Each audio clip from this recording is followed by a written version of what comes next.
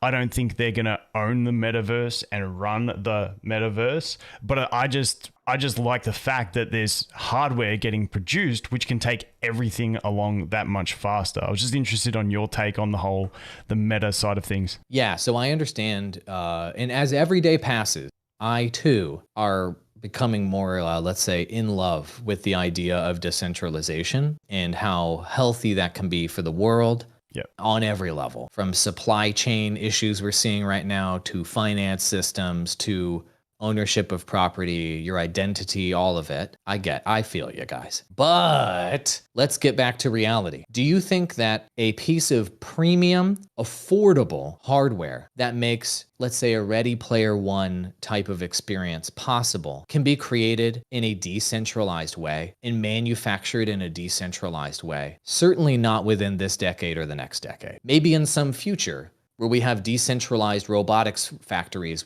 that run on AI in some kind of wild fantasy science scenario, we could have decentralized hardware manufacturing where little DAOs here and there can come up with a concept and they can manufacture affordable, great hardware.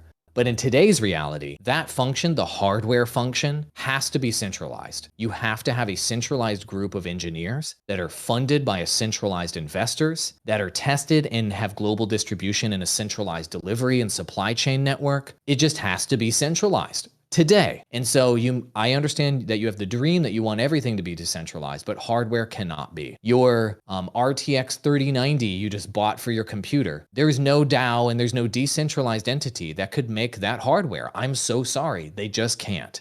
Same thing with the mobile phone you have, your iPhone and what have you. You can't make that affordable in a decentralized way. Otherwise, it would be like making a Lamborghini. You'd have to make each phone by hand and the cost would go up 25x.